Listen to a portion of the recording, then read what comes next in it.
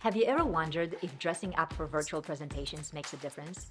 This is important to address because your audience will judge and form impressions based on your physical appearance.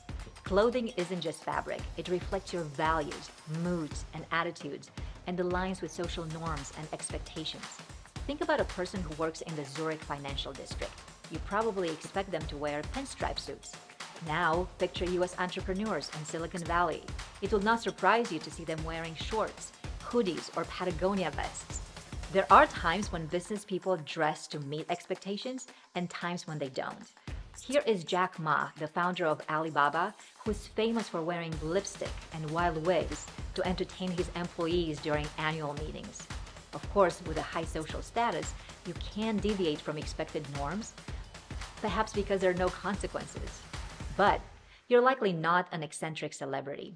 Are there any expected norms for what people should wear during virtual calls?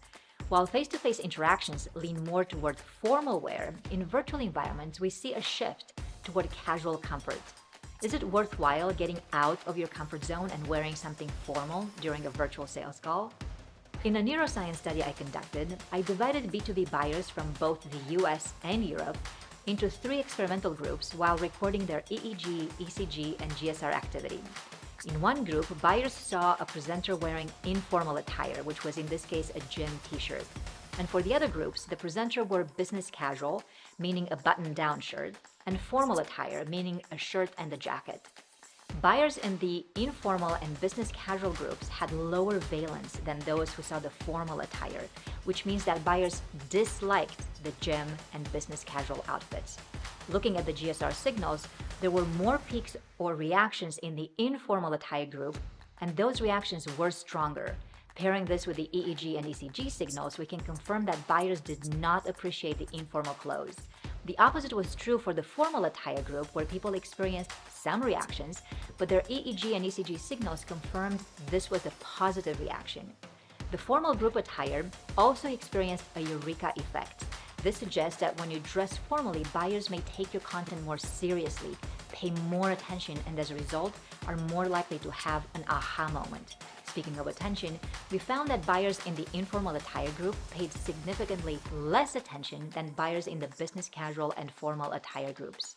We also found statistically significant differences in the way people's brains synchronize during the presentation, with buyers in the formal attire group being more synchronized compared to the informal group.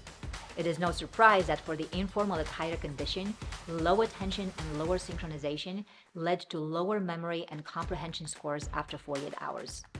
Overall, these findings serve as a reminder that business meetings represent environments with some expected norms and shared standards that may stem from buyers' need for stability and predictability.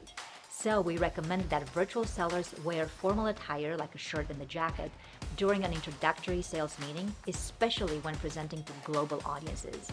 The formal attire leads to a eureka effect, better long-term recall of the content, and positive valence, meaning buyers enjoy the sales presentation. And avoid informal wear such as gym clothes or t-shirts. And even business casual might not cut it. Why is that? Because in virtual meetings, first impressions count. Our research shows that buyers are less likely to take a meeting seriously if they perceive the seller's attire as too casual. This leads to diminished attention, lower engagement, and negative reactions.